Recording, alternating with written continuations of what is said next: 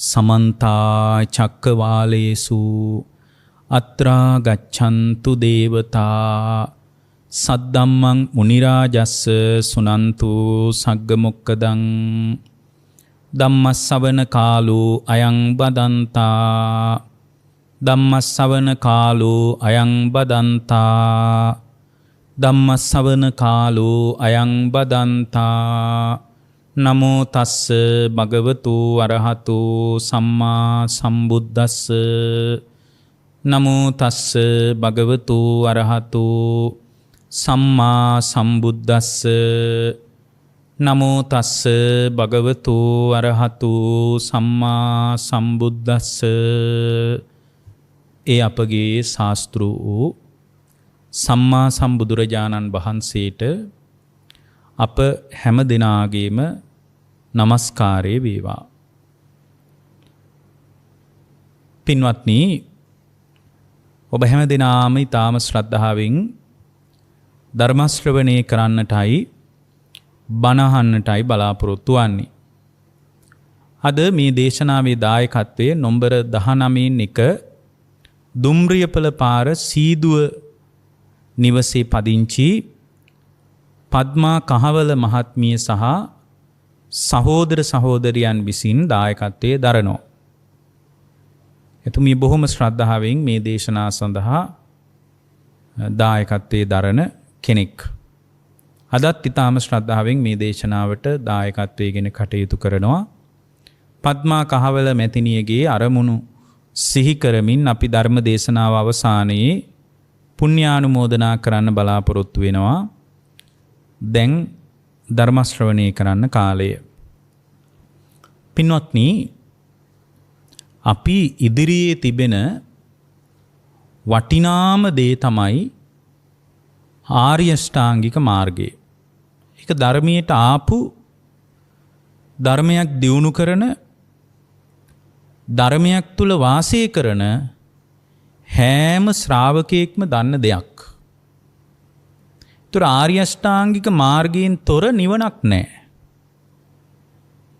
ඒකායන මාර්ගයයි මේ.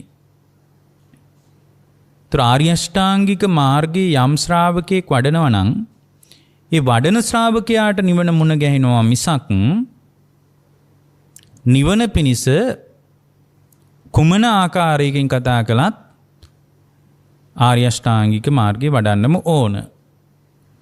එතකොට මේ වඩන ආර්ය අෂ්ටාංගික මාර්ගය තුල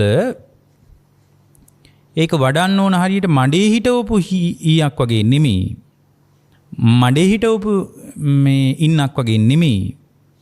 ඒක වඩන්න ඕන පින්වත්නි සම්පූර්ණයෙන්ම ශක්තිමත්ව හිටවපු ස්තම්භයක් වගේ. ඒක මේ සතියක් වඩනවා, ඊට පස්සේ ආය මාසයක් විතර නිකන් ඉන්නවා. අපෝයට විතරක් ඇවිල්ලා ආර්ය අෂ්ටාංගික මාර්ගය ගැන අහලා ආර්ය අෂ්ටාංගික මාර්ගයට අනුරූපීව අනුගතව ජීවිතේ දිහා බලනවා. ඊට පස්සේ වෙන දවස්වල එහෙම එකක් නැහැ. එහෙම නෙමෙයි. ඒතකොට ඒ බඳු ජීවිතයක් යම් ශ්‍රාවකයෙකුට තියෙනවා නම් ඒක හරියට මඩේ හිටවපු හීයක් වගේ. නමුත් පින්වත්නි, බුද්ධ ශ්‍රාවකයෙකුට ආර්ය අෂ්ටාංගික මාර්ගයෙන් තොර විමුක්තිය ගැන හිතන්න බෑ. සම්මා දිට්ඨිය කියන්නේම විමුක්තියට කියන පర్యాయ වචනයක්. ගැඹුරින් බලනකොට බැලුව බැලමට ඉතින් සම්මා දිට්ඨිය කියන්නේ එහෙම නොවෙන්න පුළුවන් සාමාන්‍ය ශ්‍රාවකයෙකුට. නමුත් සම්මා දිට්ඨිය කියන්නේම නිවන් මාර්ගය අත්පොත් තියාගන්න එකයි. බුදුරජාණන් වහන්සේ අපට පෙන්වා දුන්නු ධර්මයේ තුල නිවන කරා පියමන් කරන, නිවන කරා ගමන් කරන ශ්‍රාවකයෙකුට භාග්‍යවතුන් වහන්සේ වදාලා අෂ්ටාරස විපස්සනා කියලා එකක්. එතකොට අට්ඨාරස විපස්සනාව කියලා කියන්නේ විපස්සනා කළ යුතු ආකාර 18ක් පිළිබඳ බුද්ධ දේශනාවේ අන්තර්ගත වන ආකාරය. ඒ කියන්නේ සාමාන්‍ය පුද්ගලයෙක් නිවන කරාම පියමන් කරන අදහස තියෙනවා නම් ඒක අවංකව එන්න ඕන අදහසක්. ඒක මේ හාමුදුරුව කෙනෙක් කිව්වටවත් බෞද්ධ වෙච්ච නිසාවත් එහෙම නෙමෙයි. තමන්ගේ ජීවිතය ඇතුළින්ම කියනවා නම්, තමන්ගේ හදවත තමන්ට තට්ටු කර කර කියනවා නම් මේ සංසාරේ දුකයි. මේ සංසාරේ දුකෙන් නිදහස් වෙන්න ඕන නේද? ඒතර මේ සංසාරයෙන් දුකෙන් නිදහස් වෙන එක වෙනුවෙන් මොනවද මේ ඔයා කරන්නේ? ඇයි නිවන ගැන හැඟීමක් නැත්තේ? මේ නිවන නේද එකම පිළිසරණ කියලා හදවත ඇතුළින්ම ඔබට තට්ටු කර කර අහනවා නම්, සාමාන්‍ය ලෝකේ කියන්නේ හදවත තට්ටු කරලා අහන්න කියලානේ. මේක එහෙම නෙමෙයි. හදවත ඇතුළින්ම ඔබට තට්ටු කර කර කියනවා නම් මේ පැත්තට එන්න, මේ ධර්මීයම අනුගමනය කරන්න කියලා කියනවා නම් එතන තියෙනවා වැඩිච්ච ප්‍රඥාවක මහිමයක්. සාංශාරික වශයෙන් හේතුඵලවල සැසඳීමක් එතන තියෙනවා. අවබෝධය කරා පියමන් කරන්න තරම්. ඒතර ඒක හාමුදුරුව කෙනෙක් කියපු නිසාවත්, බෞද්ධ වෙච්ච නිසාවත්, පරම්පරා බෞද්ධකම නිසාවත් නෙමෙයි. ඒතර ඒ තුල තියෙන පොඩි හේතුඵලවල ගැළපීමක්. සමහර විට මහා විශාල යහපතක් දක්වාම ඒ හිත ඔබව මේ හසුරුවා ගන්න උදව් වෙයි. ඒතර මේ ජීවිතයේ තුල බුදුරජාණන් වහන්සේ මතක් කරා සම්පූර්ණයෙන්ම අට්ඨාරස විපස්සනා. අට්ඨාරස කියන්නේ 18ක් කියන එක. 18 ආකාරයකින් පින්වත්නි විපස්සනා භාවනාව ජීවිත විදර්ශනා කළ යුතු. සම්පූර්ණයෙන් මේ ආකාර 18න් යම් කෙනෙක් ලෝකය දැක්කොත් ඒ දකින ශ්‍රාවකයා නිවන කරා පැමිණෙනවා. එතන මේ ආකාර 18න්ම අපි බලන්නේ මේ අපි හදාගත්ත මේ සත්වපුද්ගල භාවයේ බිඳහෙලා ගන්නයි.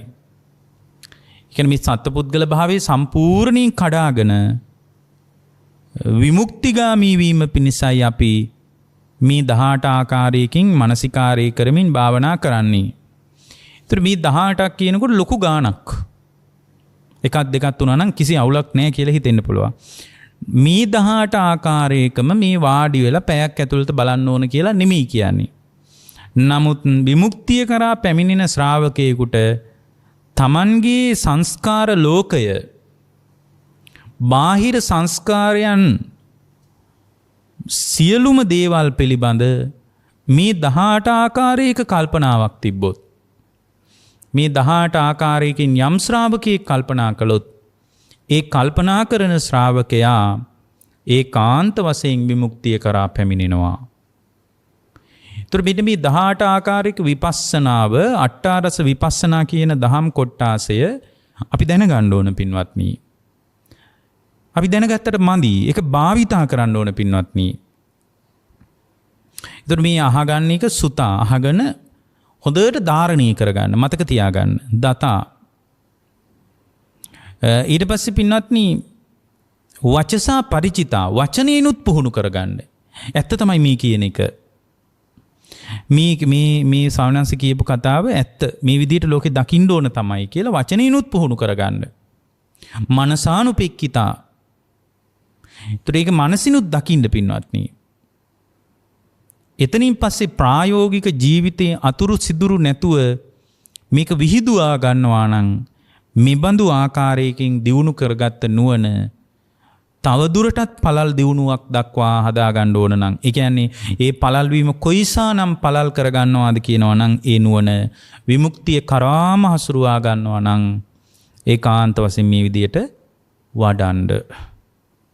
ඒතර මේ අහගෙන ඉන්න වෙලාවෙම ඔබට මේ කතා කරන මේ ධර්මයේ කරා අනුගමනය කළ යුතු පර්යායන්ගෙන් බොහෝමයක් කරන්න පුළුවන්. අහන්න පුළුවන්, දරා ගන්න පුළුවන්, මානසිකාරය කරන්න පුළුවන්, ඊට පස්සේ වචනේනුත් පුහුණු කරන්න පුළුවන්.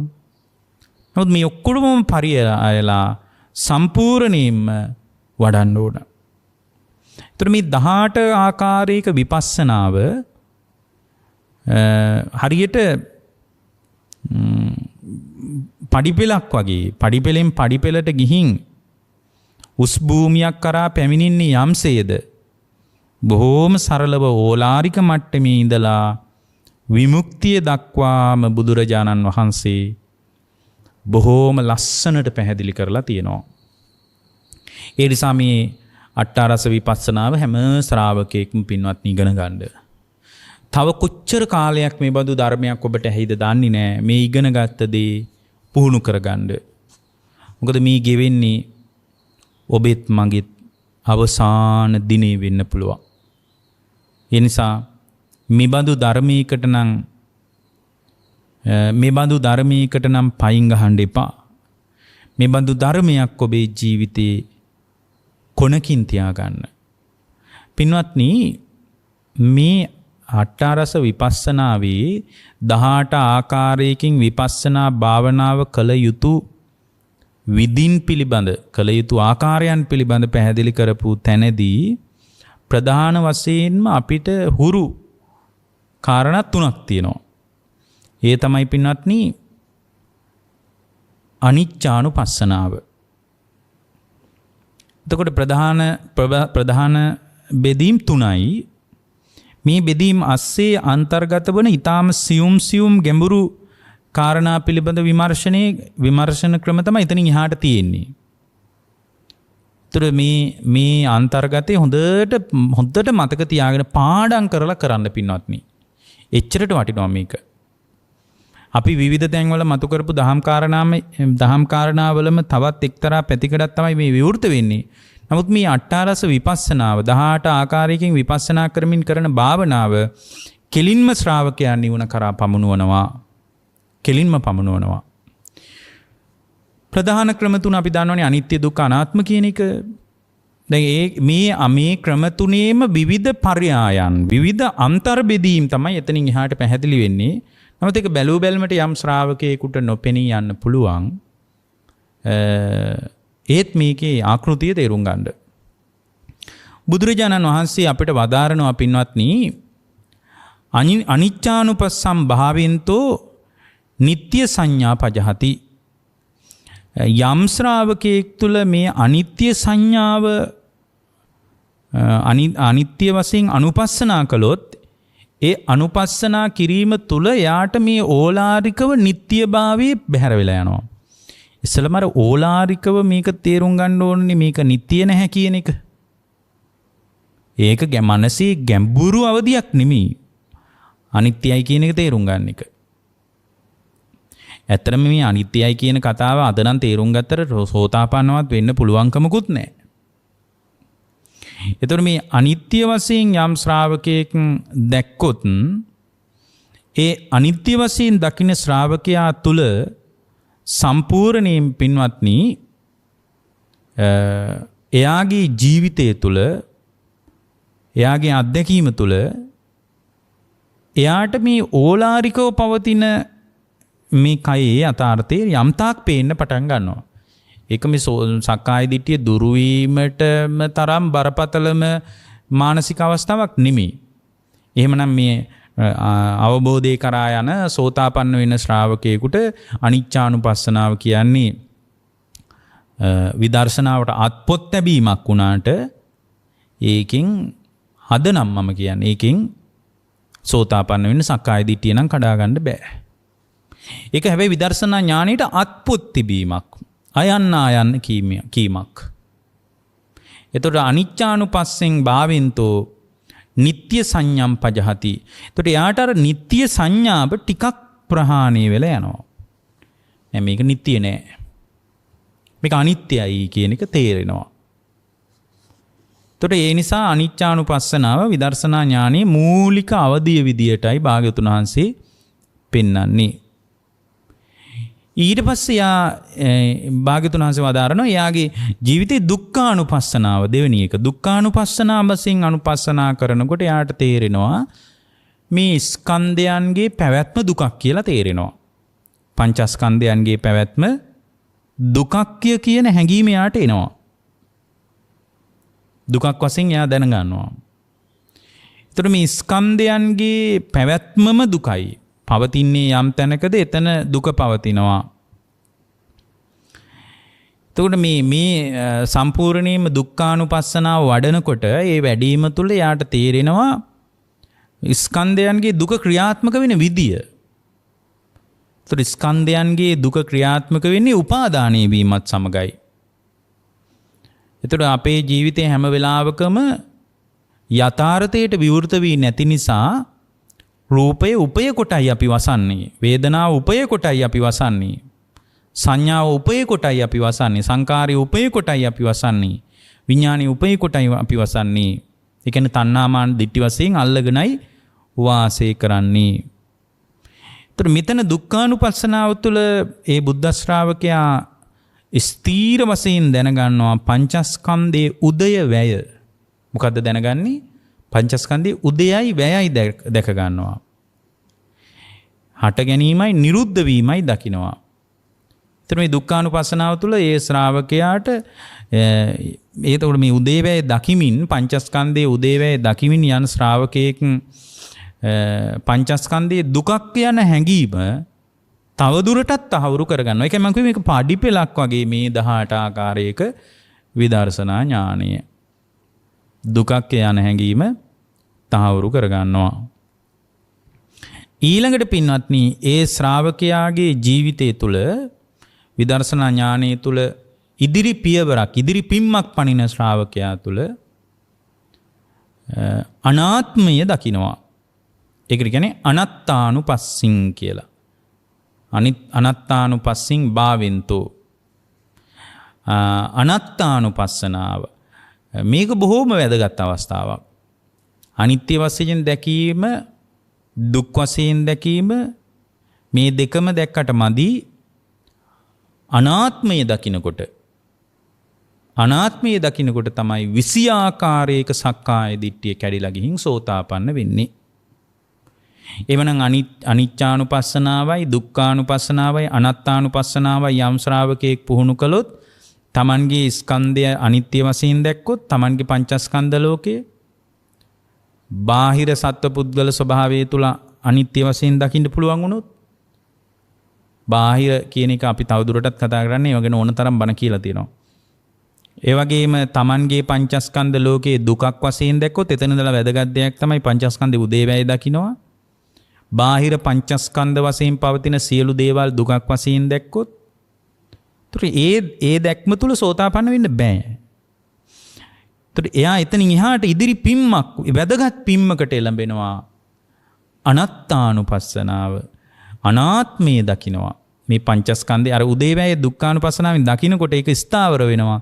ඇත්තමයි පංචස්කන්ධය ආත්මීය වශයෙන් පනවන්න බෑ. හේතුව හට ගන්නවා නිරුද්ධ වෙනවමයි. එතකොට මේ සංකත ලෝකයේ අවබෝධ කළ යුතු වැදගත් පියවරකටයි ඒ ශ්‍රාවකයා පිවිසෙන්නේ.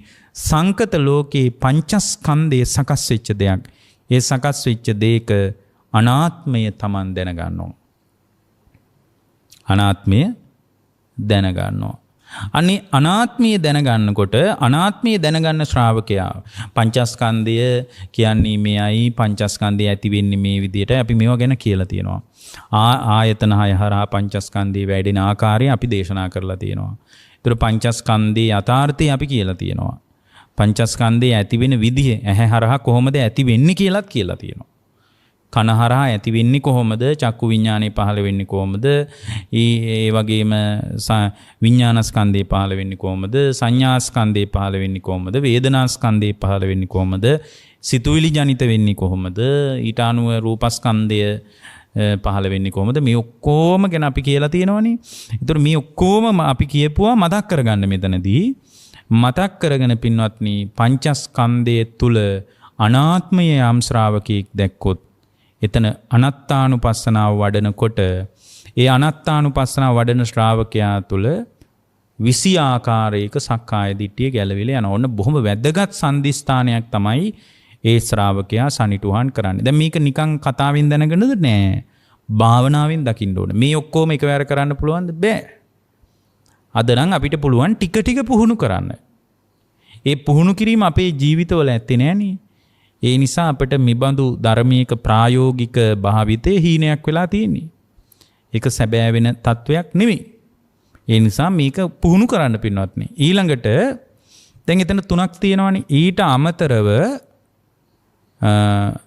ඊළඟට විදර්ශනා කළ යුතු භාවනා ක්‍රම අතර අපි අනුපස්සනා වශයෙන් අපි 7ක් කතා කරනවානේ. මීට කලින් අපි කතා කරලා තියෙන්නේ. අනුපස්සනා 7න් 3ක් දැන් මෙතන කතා කළානේ. අනිච්චානුපස්සනාවයි, දුක්ඛානුපස්සනාවයි, අනාත්තානුපස්සනාවයි. මේක විදර්ශනා භාවනා කළ යුතු ආකාර මුල් 3. ඒතර මේ මුල් 3ේම ආකෘතිය හැම තැනකම සැඟවී තියෙනවා. ඊතුරු අපි කතා කරන 15ේම ඒක සැඟවිලා තියෙනවා. දැන් බලන්න ඊළඟට කතා කරන්නේ අපි කතා කරන අනුපස්සනා භාවනා ක්‍රම. මොනවද? නිබ්බිදානුපස්සනා, විරාගානුපස්සනා, නිරෝධානුපස්සනා, පටිනිස්සග්ගානුපස්සනා. ඒතර මෙන්න මේ හතරත් එකතු වුණාම 7යි. ඒ 7 අපි කතා කරලා තියෙනවා මීට කලින් සප්ත අනුපස්සනා කියලා. ඒතර යා නිබ්බිදානුපස්සනා වශයෙන් වඩනවා. නිබ්බිදානුපස්සනා වශයෙන් කියන්නේ. ඒතර මෙයාට දැන් අනිත්‍යතාවය ගැනත් නුවණක් තියෙනවා. දුක පිළිබඳවත් නුවණක් තියෙනවා. අනාත්මය පිළිබඳවත් නුවණක් තියෙනවා. දැන් මෙතන මේ පංචස්කන්ධ ලෝකය මේ සියලු සංස්කාරයන් කලකිරිය යුතුයි කියලා යා ඒක අනුපස්සනා කරනවා. කලකිරිය යුතු බවට මානසිකාරය කරනවා. තුරත අජ්ජත් බහිද්ද වශයෙන් දෙපැත්තටම මේ කලකිරිය යුතු බව මානසිකාරය කරනවා. ඒතර මේ කලකිරිය යුතු බව යම් ශ්‍රාවකෙක් මානසිකාරය කරනකොට ඒක බොහොම වැදගත් අවස්ථාවක්. එතකොටයි පංචස්කන්ධ ලෝකයේ Tamanට අතහැරෙන්න පටන් ගන්නෙ. දැන් කලකිරෙන දෙයක් අපි ළඟ තියාගන්න අපි කැමති නෑනේ. කලකිරෙන දෙයක් අපි අතහැරලා දාන්නයි බලන්නේ. දැන් සමහර අය කියන්නේ මට කලකිරලා තියෙන්නේ දැන් කියලා අතහැරලා දානවා. ඒතර මෙතන නිබ්බිදානුපස්සනාව වඩනකොට යාට මේ පංචස්කන්ධ ලෝකයේ පිළිබඳ මේ ස්කන්ධයන් මේ ලෝකේ අපි මේ සත්පුද්ගල භාවයෙන් අල්ලගත්ත දේ අතහැරෙන්න පටන් ගන්නවා.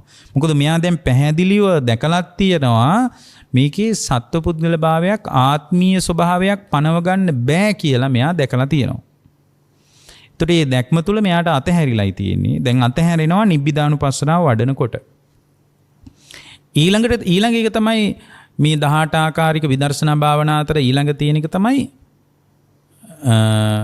පස්වෙනි කාරණේ තමයි විරාගානුපස්සනාව. ඒතර විරාගානුපස්සනාව යම් ශ්‍රාවකයෙක් වඩනකොට පින්වත්නි එතන පවතින රාගයයි දුර වෙලා යන්නේ. අපි රාගය අබිනිවේෂ වශයෙන් පවත්වන. ඒ කියන්නේ රාගයට බැහැගෙනනේ අපේ ජීවිතේ ගත වෙන්නේ. මේ සාමාන්‍ය එදිනෙදා ලෝකයේ තුල අපි රාගයට බැහැගෙනයි වාසය කරන්නේ. එතකොට විරාගානුපස්සනාව වැඩෙනකොට රාගයට බැහැගෙන ගත කරන ජීවිතය බලාගෙන ඉද්දී අතහැරෙනවා පින්වත්නි. ඒ කියන්නේ මේ ජීවිතේ බලාගෙන ඉද්දී අතහැරිලා යනවා. එතකොට විරාගානුපස්සනාව. එතකොට විරාගානුපස්සනාව බුදුරජාණන් වහන්සේ බොහෝම වැදගත් දෙයක් විදියටයි සැලකුවේ. යාවතා භික්කවේ ධම්මා සංකතාච අසංකතාච. මහණෙනි මේ සංකත අසංකත ධර්මයන් අතර විරාගෝතේසං ධම්මානං අග්ගමක්ඛායති. නිවනට වඩා උසස් කියනවා විරාගය. සංකත අසංකත ධර්මයන් අතර උසස්ම දෙයක් කියනවා විරාගය. මොකද මේ වගේ ඇස්සේ තියෙනවා බොහොම වැදගත් දේවල්. මේ රාගය මේ සම්පූර්ණයෙන් විරාගානුපස්සනාව තුළ තමයි රාගය අත්හැරිලම යන්නේ. එහෙමනම් මේක වඩන්න නැතුව පින්වත්නි රාගය දුරු කරනවා කියලා කවුරු හරි කෙනෙක් බණ කියද්දි හරි ගිහියෙක් හරි පැවිද්දෙක් හරි කියනවා නම් පින්වත්නි ඒක වෙන්න බැරි දෙයක්. ඒක බුදුරජාණන් වහන්සේගේ කතාව වෙන්න බෑ. ඒතර විරාගානුපස්සනාව නොයලිය යුතු දෙයක් විදියට මේ පංචස්කන්ධ ලෝකයේ පිළිබඳ යම් ශ්‍රාවකයෙක් දකින්නකොට එයාගේ ජීවිතය තුළ යම් රාගයක් පවතිනවා නම් රූපය කෙරෙහි, ශබ්දය කෙරෙහි, ගන්ධ සුවඳ කෙරෙහි, රස කෙරෙහි, පහස කෙරෙහි, සිතුවිලි කෙරෙහි, රූපස්කන්ධය කෙරෙහි, වේදනාස්කන්ධය කෙරෙහි, මොකද අර ආයතන හයේ ක්‍රියාවලිය නිසා පැන නගින රූපස්කන්ධය කෙරෙහි, වේදනාස්කන්ධය කෙරෙහි, සංඥාස්කන්ධය කෙරෙහි, සංකාරස්කන්ධය කෙරෙහි, විඥානස්කන්ධය කෙරෙහි මේ ආදී පංචස්කන්ධයන්ම කෙරෙහි පින්වත්නි රාගයක් පැවතුනා නම් විරාගානුපස්සනාව පංචස්කන්ධේ නොඇලිය යුතු දෙයක් විදියට Tamanගේ ජීවිතයෙන් දැක්කොත්, භාවනාවෙන් දැක්කොත්, සමාහිත සිතින් දැක්කොත් පිරිසිදු පරියෝධහත වූ පංච නීවරණයන්ගෙන් ඔද වැටිච්ච නැති තෙද වැටිච්ච නැති පංච නීවරණයන්ගෙන් නිදහස් වෙච්ච සිතකින් අපට ඒක දකින්ට පුළුවන් වුණොත් ඒ එබඳු හිතකින් දකිනකොට සම්පූර්ණයෙන්ම රාගයේ උපදව ගන්නට කිසි දෙයක් නැති බව මේ සංස්කාරයන්ගෙන් ගොඩනැගිච්ච සංකාර ගොඩ තුල රාගය දුරු වෙලා යනවා. ඒකට අපි කියන්නේ විරාගානුපස්සනාව. ඊළඟ එක තමයි නිරෝධානුපස්සනාව. તો නිරෝධානුපස්සනාව තුල නිරෝධය අනුපස්සනා කළොත් විදර්ශනා වශයෙන් මේ ඔක්කොම විදර්ශනාවට සමතයට අයිති දේවල් නෙමෙයි. මේ ඔක්කොම විදර්ශනාවට අයිති දේවල්. මොකද මේ විදර්ශනාව අවශ්‍යයි කියලානේ අපි පුංචි කාලේ ඉඳලා කතා කළේ නිවන් දකින්න. මේ තමයි විදර්ශනාව ප්‍රායෝගිකව දකින්න විදිය. විදර්ශනා කොට මිනිසුන්ට විදර්ශනාවක් හරියට තේරිලා තිබෙන්නේ නැහැ. බුදුරජාණන් වහන්සේ වදාරනවා නිරෝධානුපස්සං භාවෙන්තෝ සමුදයං පජහති. නිරෝධයේ දකින්නකොට පින්වත්නි එයාගේ ජීවිතයේ සමුදය ප්‍රහාණය වෙලා යනවා. නිරෝධයේ දකින්නකොට සමුදයයි එතන පිළිකුල් වෙන්නේ. ඒතර එතන නිරෝධයේ යම් තැනක දකින්නකොට සමුදයයි අතහැරෙන්නේ. සියල්ලම නිරුද්ධ වී යනවා දකින්නකොට පින්වත්නියට ජාතිය ගැන කලකිරීමක් ඇති වෙනවා. ඒතර යම් කෙනෙක් සමුදය දැක්කොත් පින්වත්නි දැන් එදිනෙදා ජීවිතයේ තුල මේ ගතවන ජීවන චර්යාව තුළ යම් කෙනෙක් නිරෝධානුපස්සනාව භාවිතා කරනවා නම් විදර්ශනා භාවනාවක් විදියට ඒ විදර්ශනා භාවනාවක් විදියට නිරෝධානුපස්සනාව වඩන ශ්‍රාවකයා සම්පූර්ණයෙන් පින්වත්නි එදිනෙදා ජීවිතය තුළ නාම රූපයන්ගේ නිරෝධය දකින්න ඕන. මේ නාම රූප ධර්ම ටිකක් නේ හටගෙන නිරුද්ධ වෙලා යන්නේ හැම වෙලාවකම. ඇස කන නාසය දිවකය මනස කියන ආයතනික ලෝකයේ තුල නාම රූප ධර්ම ටිකක් හටගෙන යනවා මිසක් අපි මේ අල්ලන රූපයේ සැබෑවටම හම්බ වෙන්නේ නැහනේ. වේදනාව සැබෑවටම හම්බ වෙන්නේ නැහනේ. නාම රූප ධර්මයන්ගේ Nirodhe යම් කෙනෙක් දැක්කොත් ඒ වගේම පංචස්කන්ධයේ නිවීම දැක්කොත් හට ගන්නවට වඩා වේගෙන් නිවිල යනවා. ඒ කියන්නේ හට ගන්න උද්වේගයට වඩා මේ නිරුද්ධ වීමේ උද්වේගය වැඩි පින්වත්නි. එතකොට මේ ශ්‍රාවකයා සම්පූර්ණයෙන්ම නිරෝධය දකින්නකොට ජීවිතයෙන් හට ගැනීම යාට පිළිකුල් වෙලා යනවා. මොකද හටගත්ත නිසානේ නිවිල යන්නේ. හටගත්තේ නැත්තම් නිවීමක් කොහෙන්ද? ඒකයි මේ වාක්‍යය අපි මතක් කරේ නිරෝධානුපස්සං භාවෙන්තෝ සමුදයං පජහති කියලා. සම්පූර්ණයෙන්ම සමුදයයි අතහැරින්නේ නිරෝධය දකින්නකොට. මොකද නිරුද්ධ නිවි යන්නේ හටගත්ත නිසානේ. හටගත්තේ නැත්තම් මොනවද නිවි යන්න ඉතුරු වෙන්නේ? එතකොට මේ සාමාන්‍ය ජීවිතය තුළ භාවනා කරනකොට මෙතන නාම රූප නිරෝධය දකින්න ඕන, ස්කන්ධයන්ගේ නිරෝධය දකින්න ඕන. මේ නාම රූප නිරෝධයයි ස්කන්ධ නිරෝධයයි දකිමින් තමයි නිරෝධානුපස්සනාව වඩන්නේ. එතකොට මේක අජ්ජත් බහිද්ද වශයෙන් දෙපැත්තටම බලන්නත් ඕන. ඒකට කියනවා නිරෝධානුපස්සන. ඉතින් නිරෝධානුපස්සනාව ගැන ඉතින් පැයක් විතර ගොඩක් කාරණා තියෙනවා කියන්නේ. තවමත් අපි මේ කියාගෙන යන්නේ මේ සියලු දේශනාවල මාතෘකා. අනාගතේ තව දුරටත් මේ දේශනා සිද්ධ වුණොත් සිද්ධ කළොත් එහෙම මේවා එකින් එක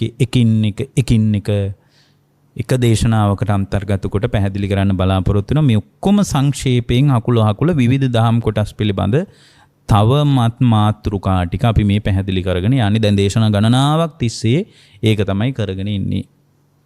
ඒතර මේ පොදු කතාව අහලා යම් ශ්‍රාවකයෙකුට නිවෙන්න පුළුවන්. ඒකයි අපි මෙහෙම කියන්නේ. මේ පොදු කතාව අහලා සම්පූර්ණයෙන්ම මේකේ පොදු අදහස අරගෙන යම් ශ්‍රාවකයෙකුට නිවීම සාක්ෂාත් කරන්න පුළුවන්. එතකොට නිරෝධානුපස්සනාව වඩනකොට එයාට සම්පූර්ණයෙන්ම සමුදයම් පජහති. සමුදයයි පින්වත්නි යාට අතහැරෙන්නේ. ඒ කියන්නේ සමුදයට වඩා වේගයෙන් නිවෙනවා. අන්න ඒකයි. දැන් හොඳට බලන්න වතුර යම් තැනකට වැටෙනකොට ඒ වතුර වැටෙන තැන පෙන නගිනවා නේද? එතන වතුර වතුර වැටෙනකොට පෙන නගින්නේ බොහෝම හිමීට නගින්නේ. එක පාරම නිවිල යන්නේ නැද්ද? එක පාරම පුපුරලා යන්නේ නැද්ද? පුපුරනවා. එහෙනම් අර සමුදයට වඩා නිරෝධය උද්වේගකාරීද නැද්ද? උද්වේගකාරී. ඕකම තමයි සියලු ධර්මවල යථාර්ථය. හට ගන්න වේගයට වඩා නිරුද්ධ වෙලා යනවා. මෙච්චර වේගයෙන් නිරුද්ධ වෙලා යන ලෝකයක් තමයි මම මගේ ආත්මීයයි සත්වපුද්ගල භාවයෙන් අල්ලගෙන නඩත්තු කරේ කියලා එයාට යථාර්ථයේ තේරෙනකොට එයා සමුදයයි අතහරින්නේ. සමුදය අතහරිච්ච තැනක පින්වත්නි නිරුද්ධ වෙලා යන්න දෙයක් නැහැනේ. සමුදය අතහැරුණාම එතකොට ඒකයි නැවත ජාතිය ක්ෂය කරලා දාන්නේ. ඒකයි ඔය රහතන් වහන්සේලාගේ සිද්ධිවල තියෙන්නේ කීනා ජාති කියලා. ජාතිය ක්ෂය වුණා කියලා. ජාතිය ක්ෂය වුණාම ජරා මරණ නිකං ක්ෂය වෙනවා. මොකද ජාතිය තිබ්බොත්නේ ජරා මරණ තියෙන්නේ. එවන නිරෝධානුපස්සනාව තුළ නාම රූප නිරෝධයත් පංචස්කන්ධයේ හටගෙන නිරුද්ධ වීමත් දකින්න ඕනේ. ඒක විපස්සනා භාවනාවල එක්තරා පියවරක්. ඊළඟට අනුපස්සනා දැන් මේ අනුපස්සනා භාවනා 7 පිළිබඳ අපි දේශනාවක් කරලා තියෙනවා. නමුත් දැන් මෙතන අපි කතා කරන්නේ ඒක නෙමෙයි. මෙතන අපි කතා කරන්නේ 18 ආකාරයක අට්ඨාරස විපස්සනා ගැනයි. එතකොට ඒකේ මේ කාරණා තියෙන නිසා අපිට මේ කාරණා බැහැර කරලා ඊතුරු කාරණා කතා කරන්න බැරි නිසායි අපි මේ කතා කරන්නේ. ඊළඟ එක තමයි පටිනිස්සග්ගානුපස්සනාව. බුදුරජාණන් වහන්සේ මතක් කරනවා පටිනිස්සග්ගානුපස්සින් භාවින්තෝ ආදානම් පජහති. සම්පූර්ණයෙන්ම පින්වත්නි පටිනිස්සග්ගානුපස්සනාව කියලා කියන්නේ අතහැරෙනවා කියන එක. සියලුම දේවල් අතහැරලා දානවා. සියලුම දේවල් අතහරිනවා. යථාර්ථයේ දකිමින් අතහරින්නේ. අන්ධ විදියට අතහැරලා දානවා නෙමෙයි. එතකොට සම්පූර්ණයෙන් පින්වත්නි මේ විදියට අතහැරලා දානකොට ඒ අතහැරිලා දැමීම තුළ ඇල්මයි දුරු වෙන්නේ. අතහරින්න ඇල්ම දුරු වෙනවා. එතකොට අපිට අපේ ලෝකයට ඇල්මක් තියෙනවා. ඒ වගේම අපිට අපේ දරුවගේ ලෝකයට ඇල්මක් තියෙනවා. අපේ මහත්යගේ ලෝකයට ඇල්මක් තියෙනවා. බිරිඳගේ ලෝකයට ඇල්මක් තියෙනවා. අපේ අම්මා තාත්තගේ ප්‍රාර්ථනා කරන ලෝකයට අපිට ඇල්මක් තියෙනවා. ඒ ලෝකයේ වෙනුවෙන් අපි තල්ලුව දෙනවා. පින්වත්නි මෙතන තමන්ගේ ලෝකයක් බාහිර ලෝකයක් සියල්ලම අතහැරලා දානවා. මේ පටිනිස්සග්ගානුපස්සනාව. මේක මම ඔබට මුලින් මතක් කළා පඩිපෙලක් වගේ කියලා. එතන මුලින් ಗುಣධර්ම වැඩිගෙන එනකොට පටිනිස්සග්ගානුපස්සනාව කියන එක ඒ කියන්නේ සම්පූර්ණයෙන් සියල්ලම අතහැරලා දානවා කියන එක මහා අමුතු එකක් නෙමෙයි. මොකද මේ පුද්ගලයා තුළ ක්‍රමානුකූලව අනිච්චානුපස්සනා, දුක්ඛානුපස්සනා, අනාත්තානුපස්සනා, ඊට පස්සේ විරාගානුපස්සනා, නිරෝධානුපස්සනා, පටිනිස්සග්ගානුපස්සනා ආදී වශයෙන් පිළිවෙලට වැඩිගෙන ඉන්නේ. ඒතර පිළිවෙලට වැඩිගෙන එන කෙනෙකුට ක්‍රමානුකූලව කරගෙන යනකොට ඒක මහා අමාරු දෙයක් නෙමෙයි. දැන් එකපාරම ශිෂ්‍යත්ව විභාගෙ ලියපු ළමයෙකුට උසස් පෙළ විද්‍යා විෂයට අදාළ පේපර් එකක් දුන්නොත් ඒක බෑ තමයි. හැබැයි ශිෂ්‍යත්වේ පාස් වෙලා නැවතත් ක්‍රමානුකූලව යා 6 ශ්‍රේණියටත් ගිහින් 7 ශ්‍රේණියටත් ගිහින් සාමාන්‍ය පෙළත් ලියලා මේ විදියට ගිහින් සාමාන්‍ය පෙළෙන් පස්සේ නැවත උසස් පෙළට යොමු වෙනකොටත් අවුරුදු දෙකමාරක් තියෙනවා. එතනත් ක්‍රමානුකූලව ගිහින් ටියුෂන් ගිහින් ඔක්කොම කරගෙන උසස් පෙළ විභාගයට පෙනී ඉන්නකොට ඒක කියන තරම් අමාරු නෑ. දැන් මේක බලානිද්දි අපේ කොහොමද ඔක්කොම අතහරින්නේ කියලා හිතෙන්න පුළුවන්. ඔය කියන විදියට තමගේ ලෝකයයි බාහිර ලෝකයයි කොහොමද අපේ අතහරින්නේ කියලා හිතෙන්න පුළුවන්. මෙතන පින්වත්නි සියල්ල අතහරිනවා කියනකොට එතකොට දිව්‍ය ලෝක අතහරින්න ඕන. අපිට දිව්‍ය ලෝක අතහරින්න බැරුවනේ අපි තවමත් ඉන්නේ. හැබැයි මේ පිළිබලට කරගෙන ආවොත් එහෙම එයාට දිව්‍ය ලෝක අතහරින එක මහ ලොකු දෙයක් නෙමෙයි. එතකොට එයාට ධ්‍යානත් අතහරින්න වෙනවා. මොකද සියල්ලම අතහරින්න නම් ධ්‍යාන විතර තියාගෙන බෑනේ. ඒ වගේම පින්වත්නි නිවනත් අල්ලගෙන බෑ මෙතනදී. මෙතන නිවනත් අත්හරින්න ඕන. ඔක්කොම අත්හරිනවා. එතකොට මේ ඔක්කොම අත්හරිනකොට පින්වත්නි මේ අවස්ථාව දක්වා වැඩිච්ච ආධ්‍යාත්මික ප්‍රවේශයක් තියෙනවනේ. මේ සියල්ලම අත්හැරලා දාපු තැනක තමයි සදාකාලිකවම ඒ පුද්ගලයාට නැවත උපතක් කරා නොයන විදියටම නිදහස් වෙන්න පුළුවන් වෙන්නේ. ඒතර ඕක කෙටි කාරණයක්. ඊළඟට 8 වෙනි කාරණය තමයි පින්වත්නි කායානුපස්සනම් භාවෙන්තෝ ඝන සංඥම් පජහති. ඊළඟට තමයි කායානුපස්සනාව. ඒතර කායානුපස්සනාව ගැන නම් යම් අදහසක් තියෙන්න පුළුවන්. ඒතර විදර්ශනා භාවනාවකට අයිති එක්තරා ප්‍රවේශයක් තමයි කායානුපස්සනාව. මේ කායානුපස්සනාව වඩ කය පිළිබඳ අනුපස්සනා කරනකොට තමයි පින්වත්නි ඝන සංඥාව බැහැර වෙලා යන්නේ. ඒතර අපිට ඝන සංඥාවක් තියෙනවනේ. ඒතර මේ ලෝකේ හැමදාමත් මේ ඝන සංඥාව නිසා පරමාර්ථය වැහිලා පවතින්නේ. මේ ඝන සංඥාව නිසා තමයි ගැහැණියෙක්, පිරිමියෙක්, අම්මෙක්, තාත්තෙක්, දුවෙක්, පුතෙක් කියලා අපි අල්ලන්නේ ඝන සංඥාව නිසා.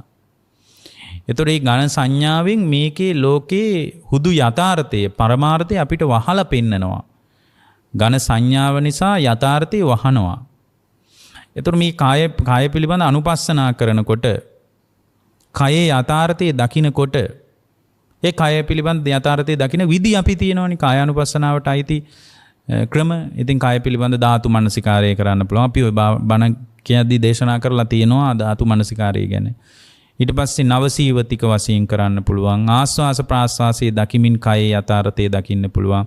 දෙතිස් කුණප කොටස් 32කට බෙදලා විසුරුවලා මේ කයේ යථාර්ථය දකින්න පුළුවන්. එතකොට අර ඝන සංඥාවක් වටිනාකමක් ආරෝපණය කරපු යථාර්ථයට පේන්න පටන් ගන්නවා.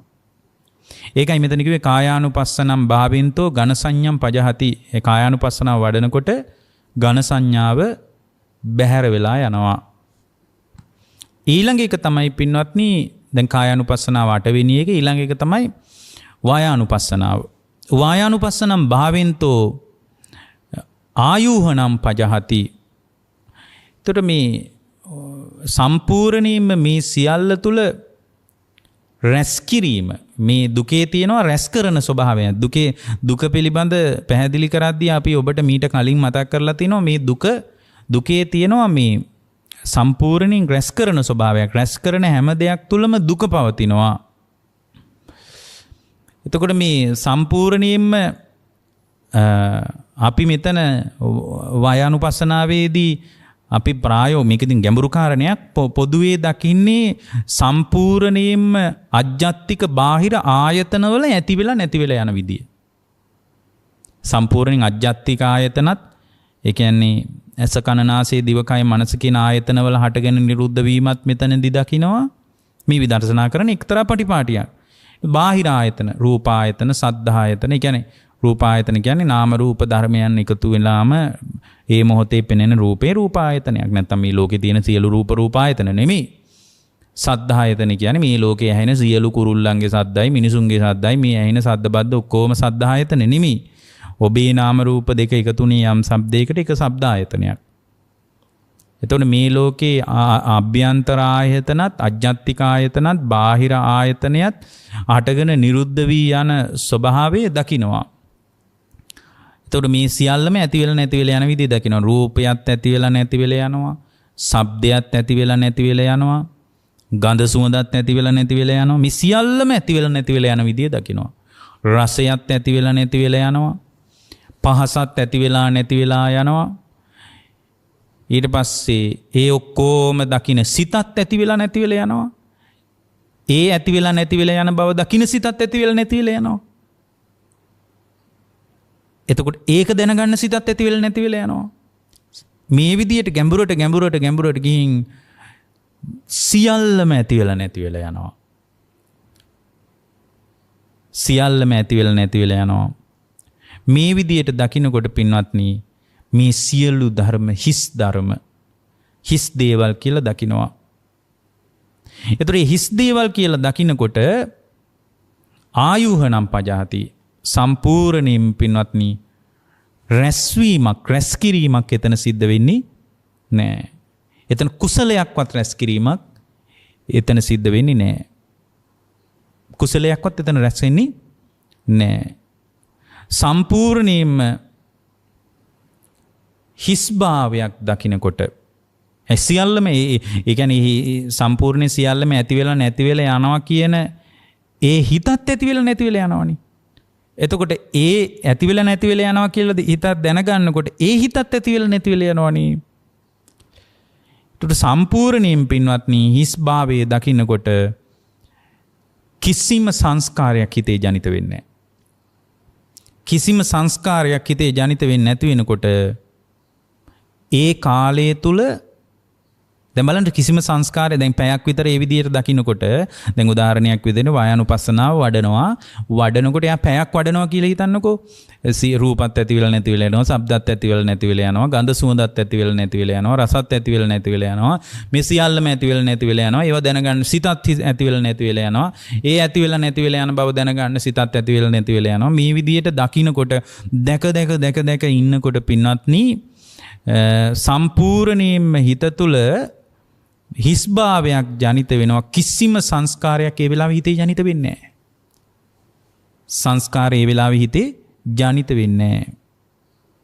ඒ කාලය තුල පින්වත්නි සමුදය ප්‍රහාණය වෙනවා. ඒ කාලය තුල භාවනාවෙන් නැගිටට පස්සේ ආයෙත් සංස්කාර වැඩෙනවා. ඒ කතාව ඇත්ත. නමුත් දැන් කිසිම සංස්කාරයක් එතන නැති වෙලා යන්නේ. අන්න සසරට කිසිවක් රැස් වෙන්නේ නැහැ. ඒකයි මෙතන කිව්වේ අතහැරිලා. සංසාරයට කිසිවක් රැස් වෙන්නේ නැහැ. දැන් මේකේ මතක් කරන්නේ වායානුපස්සනම් භාවෙන්තෝ ආයෝහනම් පජහති කියලා. සම්පූර්ණින් වායානුපස්සනාව වඩනකොට රැස් කිරීම අතහැරෙනවා කියලා. දැන් රැස් වෙන්නේ නැහැ. දැන් මේ විදියට ඇති වෙලා නැති වෙලා යනවා. ඒ ඇති වෙලා නැති වෙලානේ සියලු සිතුවිලිත් ඇති වෙලා නැති වෙලා යනවා. ඒ හිතත් ඇති වෙලා නැති වෙලා යනවා. මේ විදියට දකින්නකොට පින්වත්නි සම්පූර්ණයෙන් මෙයාගේ හිත හිස්සු ධර්මයක් කියලා එයා දකිනවා.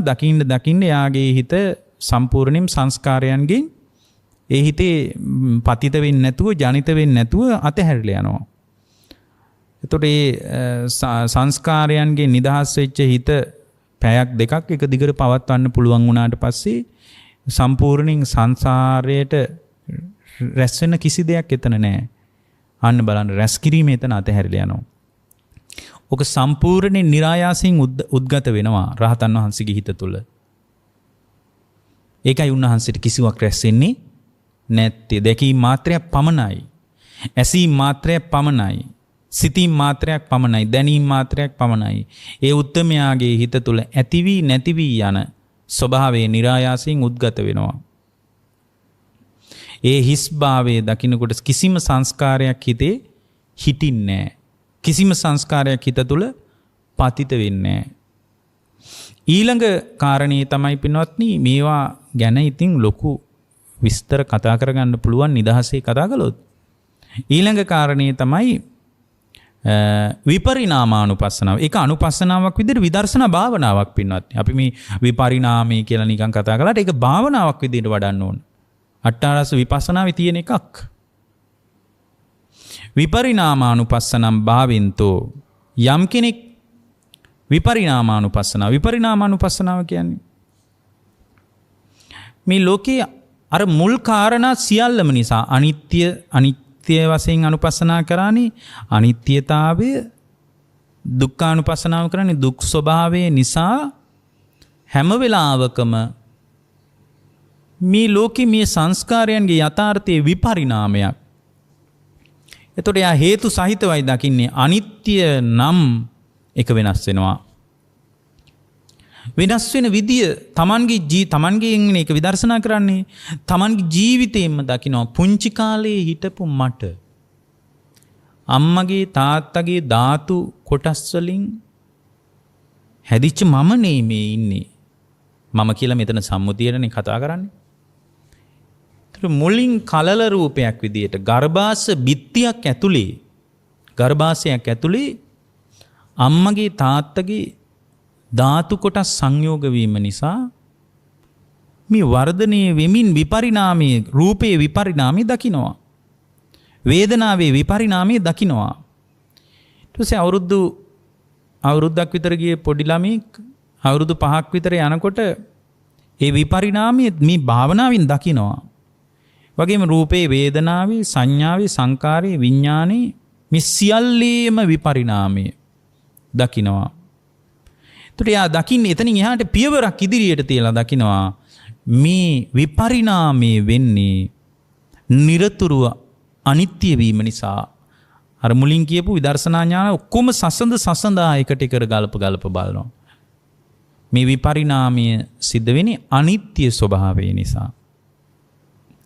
සජීවී අජීවී සියල්ල තුල පින්වත්නි මේ විපරිණාමය දකිනවා. ඒක බොහෝම වැදගත් පියවරක්. ඊළඟ එක තමයි පින්වත්නි මොකද මේ 18ම පැහැදිලි කළ යුතුයි කියන අදහසින් මම මේ කෙටියෙන් පැහැදිලි කරන්නේ. ඊළඟ කාරණේ තමයි බුදුරජාණන් වහන්සේ වදාරනවා උන්වහන්සේගේ දේශනාව තියෙන බොහෝම වැදගත් කාරණයක්. ඒ තමයි අනිමිත්තානුපස්සනං භාවෙන්තෝ නිමිත්තං පජහති. බොහෝම වැදගත් අවස්ථාවක්. කෙලින්ම භාග්‍යවතුන් වහන්සේගේ හිතේ විතරක් උපන් කාරණයක්. පින්වත්නි අනිමිත්තානුපස්සනං භාවෙන්තෝ. අනිමිත්තානුපස්සනං කියන්නේ මේ හිතේ සටහන් වශයෙන් වැටහෙනවා අපිට. මේ හිතේ තියෙන නිමිති වශයෙන්. එතකොට මේ හිතේ නිමිති වශයෙන් දෙන දැන් ඔළුව කියලා කෙනෙක් කතා කරනකොට ඔළුවක් නිමිති වශයෙන් හිතට වැටහෙනවා. හරියට මේ චිත්‍රයක් වගේ හිතට වැටහෙනවා. අත කියලා කතා කරනකොට අතක් හිතට වැටහෙනවා. නිමිති වශයෙන් වැටහෙනවා. ගැහණියෙක් කියනකොට නිමිති වශයෙන් ගැහණියෙක් වැටහෙනවා. එතකොට මේ නිමිති වශයෙන් පවතින කාරණය සංසාරික සත්වයකට සංසාරයට උදව්වක් මිසක් මේ නිමිති හිතේ හිටලා තියෙනවා නම් නිමිති අනුනිමිති හිතේ හිටලා තියෙනවා නම් එයාට මෙතන අඩුවක් තිබ්බොත් එයාට විමුක්තිය කරා එන්න බෑ. ඒ නිසා අනිමිත්තානුපස්සනම් භාවෙන්තෝ නිමිත්තම් පජහති. අනිමිත්තානුපස්සනාව වඩනකොට නිමිති වශයෙන් ගන්න කිසි දෙයක් නැහැ. මම මේ හිතේ රඳව ගත්තට නිමිති වශයෙන් ගන්න කිසි දෙයක් නැහැ. මගේ තියෙන අවිද්‍යාව නිසා මේ නිමිති හිතේ හිටවගෙන තියෙන්නේ. නිමිති වශයෙන් ගන්න කිසි දෙයක් නැහැ. සම්පූර්ණයෙන්ම මේවා හැඟීම් ටිකක්. එතකොට මේ අනිමිත්තානුපස්සනාව අනිමිත්ත වශයෙන් මේ ලෝකයේ දැක්කොත් ඒ දකින ශ්‍රාවකයා තුල පින්වත්නි සම්පූර්ණයෙන් මේ නිමිති වශයෙන් හිතේ හිටලා තියෙන ස්වභාවය මගේ දුව මගේ පුතා මගේ දරුවා මේ රූප නිමිති වශයෙන් හිටලා තියෙනවා. ශබ්දත් හිටලා තියෙනවනේ. මගේ අම්මාගේ කටහඬ, අහවල් ගායකයාගේ කටහඬ. නිකන් කතා කළොත් ඒක නිමිත්තක් විදියට මතුවෙලා ඉන්නේ නැද්ද? නිමිත්තක් විදියට හිතේ හිටලා තියෙනවා. ඒතර මේ නිමිත්තක් විදියට පින්වත්නි හිතේ හිටලා තියෙන ස්වභාවය නිවනට කිට්ටු නෑ. ඒක සසරටයි කිට්ටු. එතකොට මේ මෙතන පින්වත්නි අනිමිත්තානුපස්සනාව වඩනකොට මේ නිමිති වශයෙන් මගේ මනසේ හිටවගත්ත මගේ මනසේ රඳවගත්ත දේ යථාර්ථය දකිනවා. එතකොට මේ මම නිමිත්තක් වශයෙන් මනසේ රඳවගත්ත දේ යථාර්ථය කොමක්ද? එතකොටයි අනිමිත්තානුපස්සනාව වැඩෙන්නේ. යථාර්ථය තමයි මූල ධාතු හතරක සංයෝගයක්. ඒතර පඨවි ධාතු, ආපෝ ධාතු, තේජෝ ධාතු, වායෝ ධාතු කියන මූල ධාතු හතරක සංයෝගයක්. ඒ සංයෝගයට මම විවිධ සංඥා පාවිච්චි කරලා මගේ මනසේ ලියවගෙන ඉන්නවා. මගේ මනසේ රඳවගෙන ඉන්නවා. ඒ මූල ධාතු හතරෙන් හැදිච්ච ඡායාවට මම මගේ අම්මා කියලා මනසේ නිමිත්තක් රඳවගෙන තියෙනවා. මේ ඔක්කොම බොරුවක්. බෙදුවට පස්සේ මූල ධාතු හතරක් තියෙන්නේ. විවිධ සංඥාවලට පින්වත්නි අපි අම්මා කියනවා, තාත්තා කියලා නිමිත්තක් දාගන්නවා, ගැහණියෙක් කියලා නිමිත්තක් දාගන්නවා, පිරිමියෙක් කියලා. ඊට පස්සේ රාගය අවශ්‍ය ගන්නවා, ද්වේෂය අවශ්‍ය ගන්නවා, මෝහය අවශ්‍ය ගන්නවා. ඔය නිමිති දාගත්තට පස්සේ ඔය ටික නෙවෙන්නේ පින්වත්නි. සජීවී අජීවී සෑම දෙයකම පවතින යථාර්ථය විසුරුවා බලද්දී එතන වැඩෙන්නේ අනිමිත්තානුපස්සනාවයි. මේතර මේක වඩන්න ඕන. මේක නිකන් දවසක් නෙමෙයි. සම්පූර්ණයෙන්ම නිමිත්ත Tamanගේ හිතේ නොහිටින තාක්කල්, ඒ කියන්නේ පින්වත්නි නිමිත්ත නොයැටෙන තෙක් මේක වඩන්න ඕන. ඒතර මේ ලෝකේ ඇත්තම කතාව මේ අල්ලන්න බෑ. නිමිති වශයෙන් කොහොමද අල්ලන්නේ? අල්ලන්න බෑ නිමිති වශයෙන්. දැන් ඔබ දැකලා ඇති පුංචි කාලේ ළමයි සෙල්ලම් කරනකොට ඒ සෙල්ලම් කරන ළමයි මේ ඔබ දැකලා ඇති අර සබන් වලින් අතේ ගාගෙන පුංචි ළමයි ඒ කාලේ මෙම අත් දෙකින් පිඹිනවා. කටෙන් පිඹිනකොට පින බෝලයක් යනවා. දැන් උකට තවත් දෙකක් දියුණු වෙලා ඇවිල්ලා තියෙනවා. අර සබන් පෙන වලින් අරගෙන ඒ ප්ලාස්ටික් කෑල්ලෙන් පිඹින්න තියෙන්නේ. පිඹිනකොට බෝල ගොඩාක් යනවා. ඒතර පොඩි එකට හරි සතුටුයි යෝක දැක්කාම. ඒතර මේ පොඩි එකනට නිමිත්තක් වැටෙනවා. අල්ලන්න පුළුවන්ද? දැන් බලන්න. ඔය එන බෝලේ ලස්සනට තියෙනවා. පොඩි වයිවර්ණ ගතියකුත් බැලුව බැලමට පේනවා. අමුතු දිස්නෙකුත් දෙනවා. ඔය පෙන බෝල එක අල්ලන්න පුළුවන්ද? අල්ලන්න බෑ.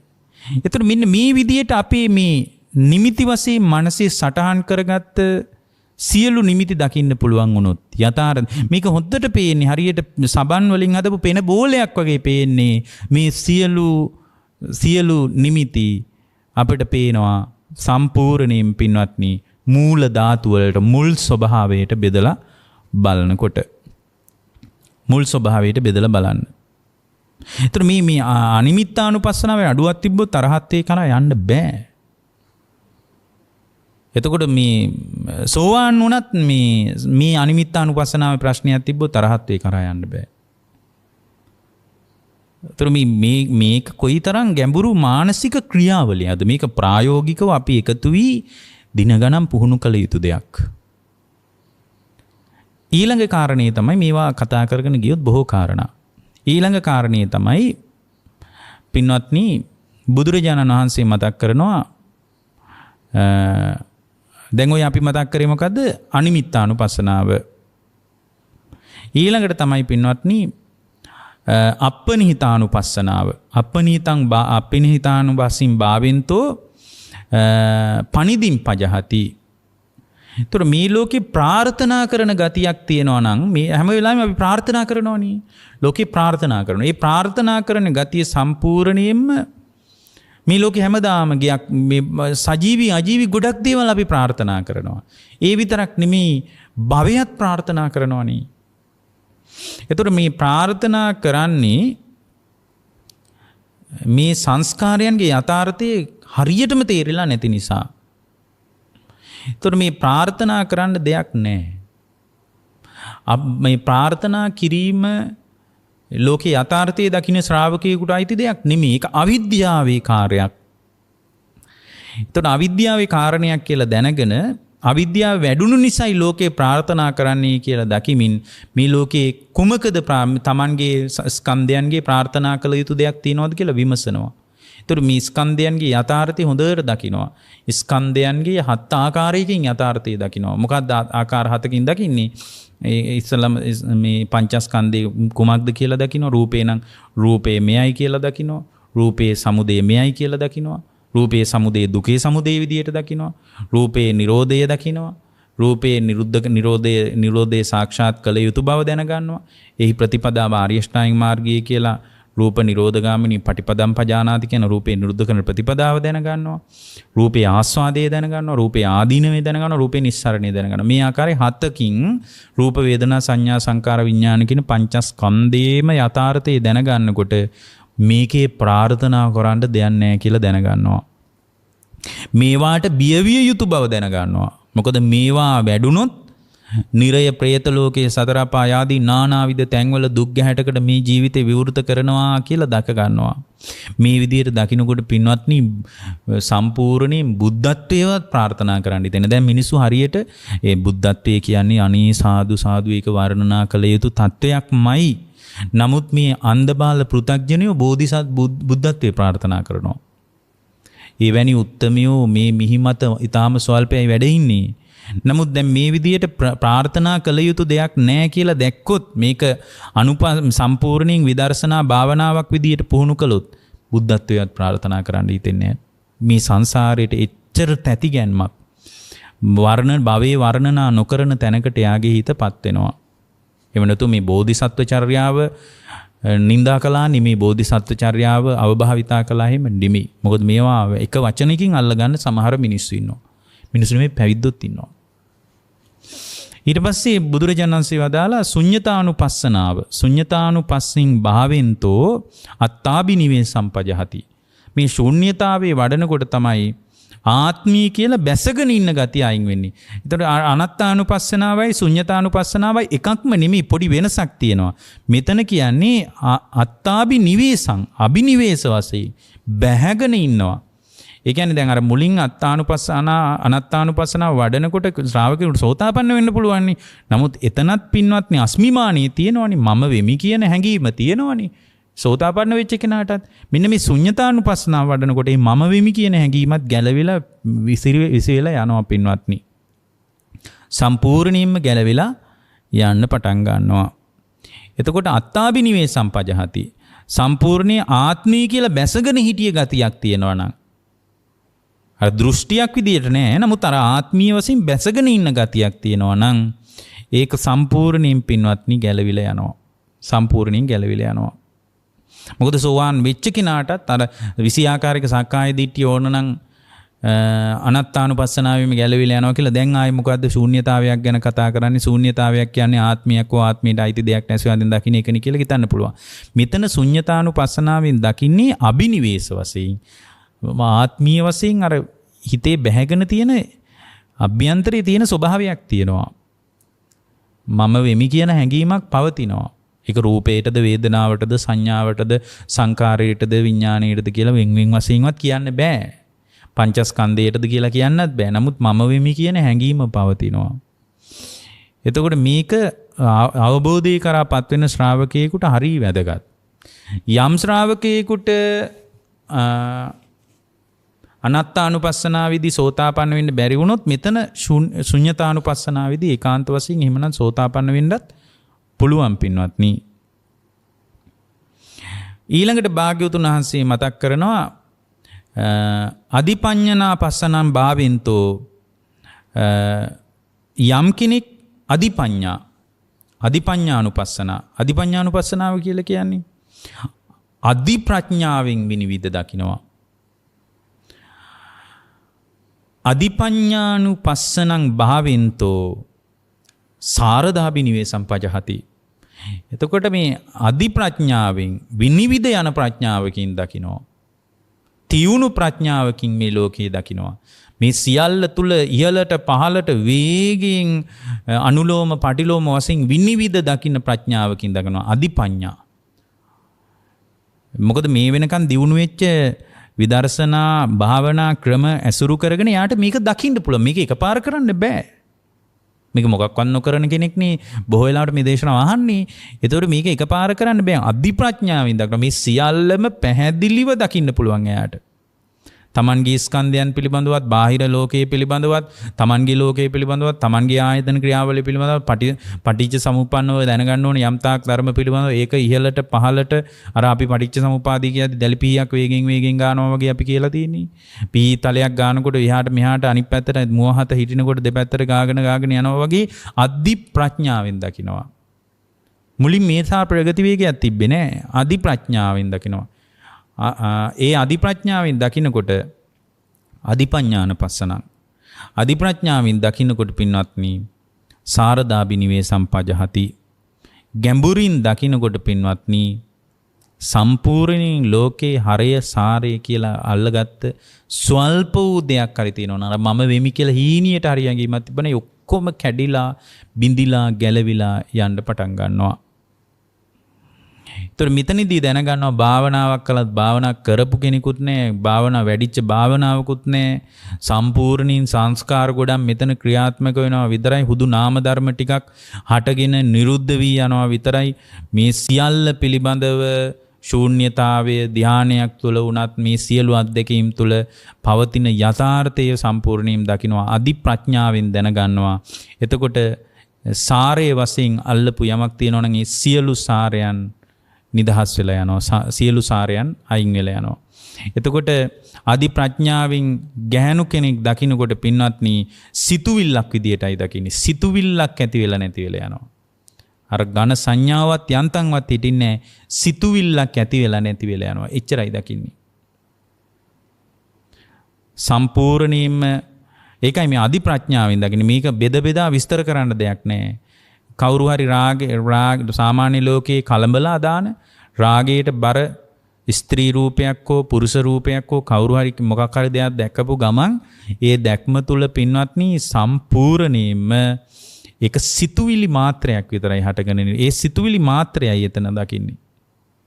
එතන මේ ගෑනු කෙනෙක් නේද මේක රාගය ඇති කරගන්න ඕනේ නැහැ කියලා සාමාන්‍ය කෙනෙක් ප්‍රඥාවෙන් කල්පනා කරන්නේ. මෙතන නම් මම අනිත්‍ය වශයෙන් දකින්න ඕන. මේක සම්පූර්ණයෙන් ඇති වෙලා නැති වෙලා යන දෙයක් විදිහට දකින්න ඕන. මේ රූපේ මොකද්ද සාරේ මේ තියෙන්නේ දෙතිස් කුණ. එහෙම මොකක්වත් නැහැ. රූපේ දකින්නකොට සිතුවිලි මාත්‍රයක් දකින්න මාත්‍රයකින් සිතුවිල්ලක් ඇති වෙලා නැති වෙලා යනවා විතරයි. මෙතන ඇති හරයක් නැහැ සාරයක් නැහැ කියලා දකිනවා.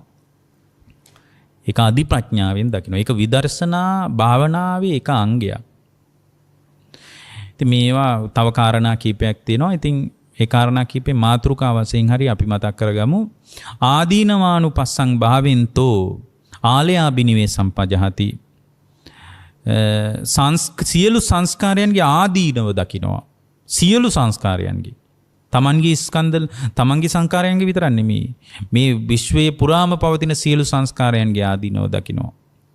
ඊළඟ එක තමයි පින්වත්නි යථාභූත ඥාන දස්සනය. යථාභූත ඥාන දස්සනං භාවෙන්තෝ සම්මෝහාබිනිවේ සම්පජහති. යථාභූත ඥානෙන් මේ සම්පූර්ණයෙන්ම ඇත්ත ඇති සැටියෙන් ලෝකේ විනිවිද යන ප්‍රඥාවෙන් දියුණු කරගත්ත සමාධිය තුලින් පැහැදිලිව දකිනකොට මේ සියල්ල තුල පවතින මුලාවෙන් අයින් වෙලා සම්පූර්ණයෙන්ම මේ ලෝකයේ සමග පැටලි යන ගතියක් තිබ්බනම් රැස් කරන ගතියක් තිබ්බනම් මම වෙමි කියලා හරි යන්තමට හරි ඇඟීමක් තිබ්බනම් මේ යථාභූත ඥානයෙන්ම විදර්ශනා කරනකොට සම්පූර්ණින් අවිද්‍යාව ඉතිරි නැතුවම නිරුද්ධ වී යන ස්වභාවයට මේ භාවනාවෙන් යම් ශ්‍රාවකයෙකුට දකින්න පුළුවන්. ඊළඟට පටිසංකානුපස්සනං භාවෙන්තෝ අප්පටිසන්තං පජහති. උන්වහන්සේ වදාරනවා සම්පූර්ණයෙන්ම පටිසංකා සම්පූර්ණ පටිසංකානුපස්සින් කියලා මෙතන පැහැදිලි කරන්නේ වෙන මොකුත් නෙමෙයි. මෙතන දැනගන්නවා නිවන පිණිස පවතින එකම ක්‍රමය මෙයයි.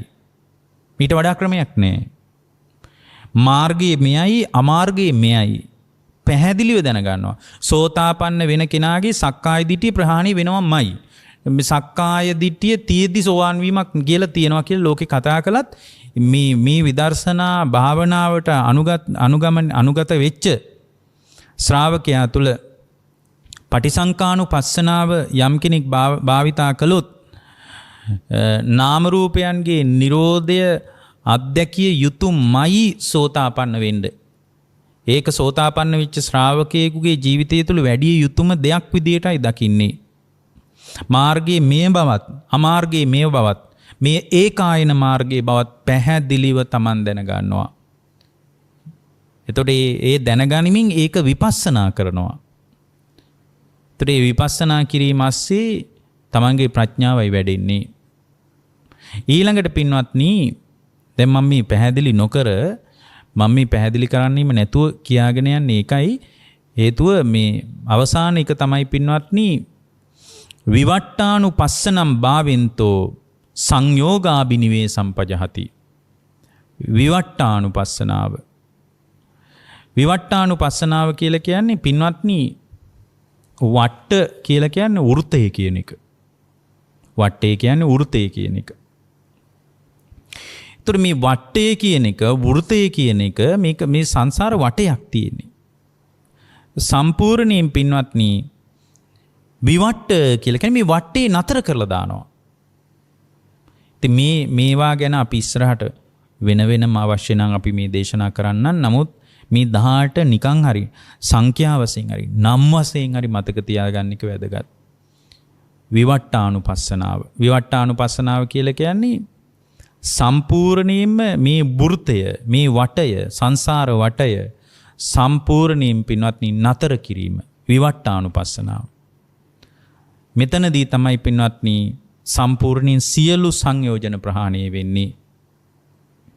මේ තමයි නිවන නම් වූ සුන්දර ക്ഷേම භූමියට පය තියෙන අවස්ථාව. වටේ හමාරයි. වටේ නිදහස්.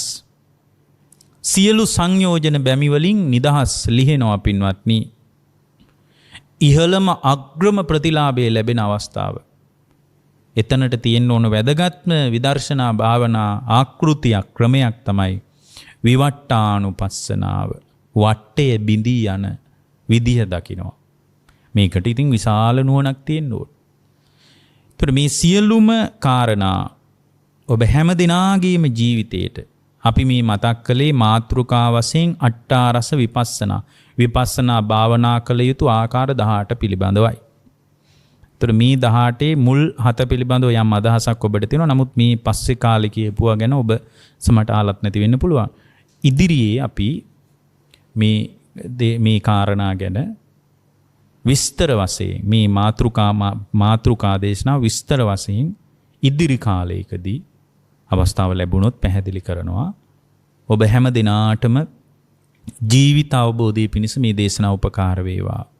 පින්වත්නි, අද මේ දේශනාවේ සදැහැති දායකත්වයේ ගැන කටයුතු කරන්නේ නම්බර 19 1 දුම්රියපොළ පාර සීදුව නිවසේ පදිංචි පද්මා කහවල මහත්මිය සහ සහෝදර සහෝදරියන් විසින් දේශනාවට දායකත්වයේ දරනවා.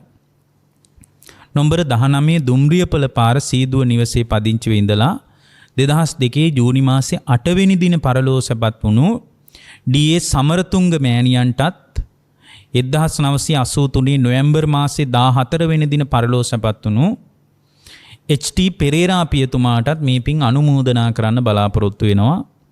ඒ ඇත්තන්ගේ පරලෝක ජීවිතයේ සුගතිගාමී වේවා කියන අදිෂ්ඨානයත් උතුම් නිර්වාණ අවබෝධයේ පිණිස මේ උතුම් කුසල් ඒ දෙමව්පියන්ට මේ දේශනාමය කුසල් හේතු වේවා වාසනාව වේවා කියලා අපි අදිෂ්ඨාන කරනවා.